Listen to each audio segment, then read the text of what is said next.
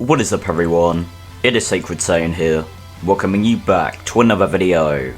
Today we're going to be continuing the reboot of my first ever series on the channel, What If Goku Was Born with God Ki. If you end up liking today's video then please consider subscribing. It is free and you can always unsubscribe later. Also, if you want to join my Discord server, then there is a link to that in the description of the video. You can talk to me and my community, grind for roles, hang out, and if you put your art in the art text channel and 10 people react to every star, it will get featured at the end of a video. Also, I'm going to start uploading on my gaming channel Sacred Storm at some point in the near future, so I ask that if you like gaming content, then please subscribe to that as well. There will be a link to that in the description of the video. Also, if you want to support me and the channel, then you can become a channel member. There's a link in the description of the video to become one. There are multiple tiers, and each of them give you more and more perks. If you want to see another parts of this series, then get this video to 500 likes. And with all of that out of the way, let's get into today's episode of What If Goku Was Born with God Ki. So at the end of the last video, Nappa achieved a transformation which even surpasses Golden Grey Tape. And as you may have guessed, this transformation was Super Saiyan 4. The reason I gave Nappa this transformation is that Nappa is nearing the age where Saiyans rapidly grow old. And one perk of Super Saiyan 4 is that it puts a Saiyan in their prime when in the transformation. So even though Nappa is getting older, when in Super Saiyan 4 he gets his prime body. This means Nappa can still be a part of the fight. Nappa would spend the remaining 6 months in the time chamber perfecting Super Saiyan 4 as much as he can. But we have a time skip after that anyway, so Nappa easily achieves full power Super Saiyan 4 during this time. 4 years pass, and the God of Destruction Beerus awakes, still having the premonition of the Super Saiyan God. And this time when he asks Whis about the remaining Saiyans, Whis would mention that there are indeed not just one, but 2 Super Saiyan gods. One of them being a teenage half Saiyan, while the other being a fully adult Saiyan who defeated Frieza. Beerus would be happy that his premonition was correct, and the god and his angel would then make their journey to Earth, where it is Bulma's birthday party. Goku would be with his son and his wife when he senses an incredible power arrive on Earth. Nappa and Vegeta are at the party, and they sense this as well, quickly grouping up with Goku, and the 3 Saiyans approach Beerus and Whis. Vegeta remembers Beerus from his childhood, however with his ultimate power, he is not afraid of the Destroyer God. Beerus and Whis would introduce themselves, however Beerus says that Vegeta should already know who he is. Goku asks Beerus why he is on Earth, and Beerus simply says he is there to battle the Super Saiyan God. Goku would agree to this challenge, and he tells Nappa and Vegeta to stand back as he is coated in a fiery red aura, and he transformed into the form that Beerus was looking for, the Super Saiyan God. Beerus would smirk as the pair fly into the air, and they begin their match. They both quickly realise Beerus has the overwhelming advantage, however, Goku says he can go further than just Super Saiyan God. Beerus is intrigued, telling Goku to do it, and then Goku first transforms into perfected Super Saiyan Blue, and he then stacks Kaioken times 20 on top of it. Goku would then rush at Beerus, the god being impressed at Goku's speed, and only barely blocking a kick from Goku. Goku and Beerus would then begin to trade blows, and even though Beerus does need to exert quite a bit of power, he is still stronger than Goku. This is when Goku jumps up and he tells Beerus to wait for him to power up his strongest technique. Beerus again is intrigued, and he allows Goku to do this, so Goku begins to charge up a Spirit Bomb. Gathering energy from Nappa, Vegeta and his son Gohan, he creates a massive Spirit Bomb, and with all his might, he throws a large ball of Ki at Beerus. Beerus is surprised at the strength of the attack, and he needs to use a lot of power to push it back. But even though it takes a lot of power, Beerus still manages it, and he pushes the Spirit Bomb back at Goku, hitting the Saiyan head on.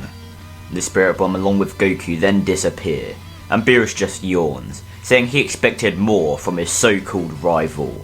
Gohan watched this all take place, and he has tears flowing down his face.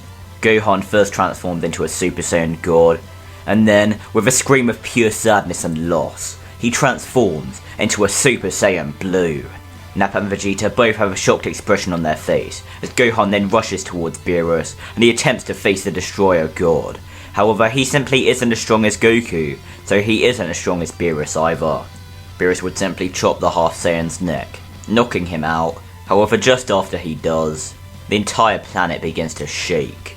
Beerus turns around and he sees a giant beam of light appear, and out of that light, he sees Goku in Ultra Instinct Omen.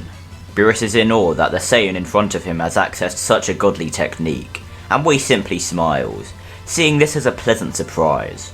Goku stares at Beerus, his eyes now being a piercing silver colour, and before anyone can even blink, Goku already appears behind Beerus and has landed a flurry of punches on the god, blowing the wind out of Beerus and leaving him shocked at Goku's power. Beerus then recollects himself and begins to use his full power as he attacks Goku once again, with Goku narrowly blocking and dodging some of his attacks. Goku would then begin to clash fists with Beerus, and the two warriors couldn't help but smile at how evenly matched they are. In the end, Goku would lose Ultra Instinct with his body giving out, and Beerus would land the final blow which incapacitates the Saiyan. This would lead to Goku being offered to train on Beerus' world after he wakes up, and Goku would accept this offer, also requesting that Nappa and Vegeta can train alongside him. Beerus would agree to this, as they can help Goku get stronger, and because of how close Beerus was to losing this fight, Beerus will actually begin training once again in this timeline, not wanting to be surpassed by Goku when he inevitably unlocks Ultra Instinct once again. We now head to Resurrection Earth, where Frieza is revived once again, and still only trains for 4 months. However, there is one big change here. King Cold was the one who finally found Earth and revived his son Frieza, and then trained alongside Frieza for those 4 months, making himself and Frieza a lot stronger.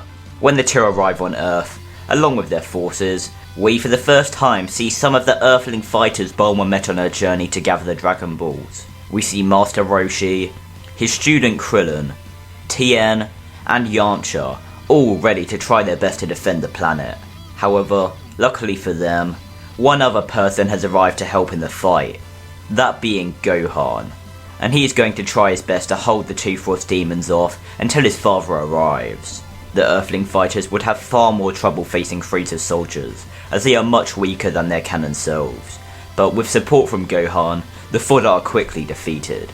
However, this is when the real opponents step onto the battlefield, that being Frieza and King Cold. The Earthling fighters know they have no chance, so they don't even attempt to take on Frieza and King Cold, so Gohan is stood there, being the only one who can even hope to take them on.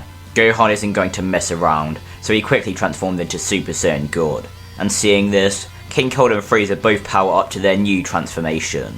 Frieza with his golden form, and King Cold with a form very reminiscent of Cooler's final form. This being because King Cold wouldn't want to be as flashy as Frieza. Gohan would realise that Super Saiyan God power wouldn't be enough to take on the two, so he transforms into Super Saiyan Blue, and the battle commences with the three.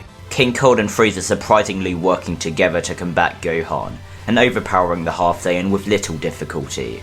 Luckily, Goku, Vegeta and Nappa arrive shortly after, and Goku tells Gohan to step back. They will take it from here.